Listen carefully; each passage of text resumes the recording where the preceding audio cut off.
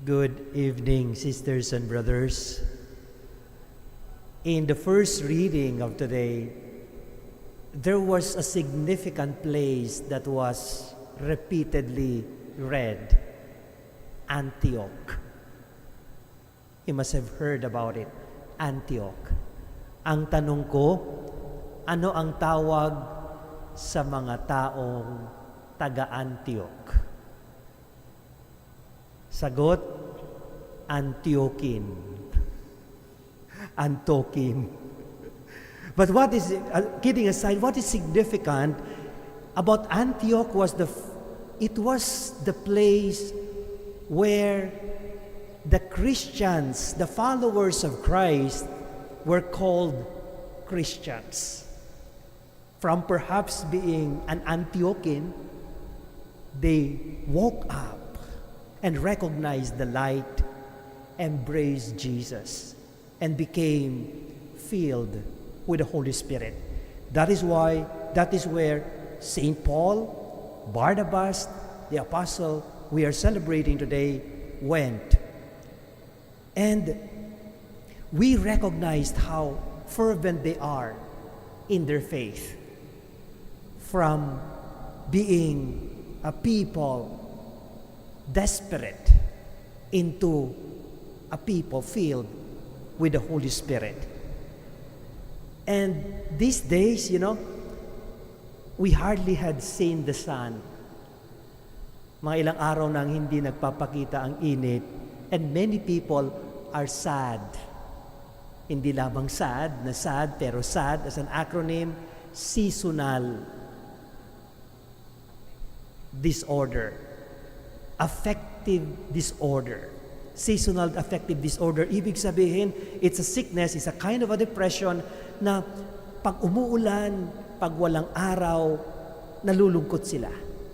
But we don't realize it na it is just cloudy. There is the sun. Pero natatabunan lamang ng cloud. And so we recognize na pag wala ng araw, hopefully, we start becoming sunshine to others. Remember that song, "You are my sunshine, my only sunshine. You make me happy when the skies are gray. You never know, dear, how much I love you.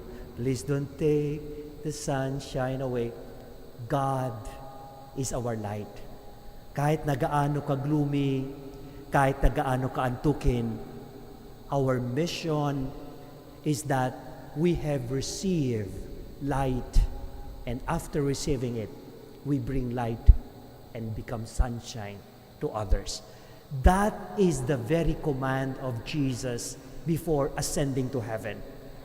Go and make disciples to all nations. Hindi niya sinabi na, go and become an SVD. Go and marry that person. No. The ultimate commissioning of Jesus is go and make disciples to all nations. And how do we make disciples to people? We convert people by becoming lights. The light that we receive from Jesus.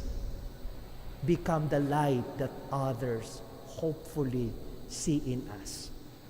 Ang mundo natin ngayon, aside from being gloomy, aside from being sad, aside from being Antiochian, is filled with people who are anxious, who are restless, bumagsak lamang sa exam ang kabataan, nagsusuicide na, nakakalungkot.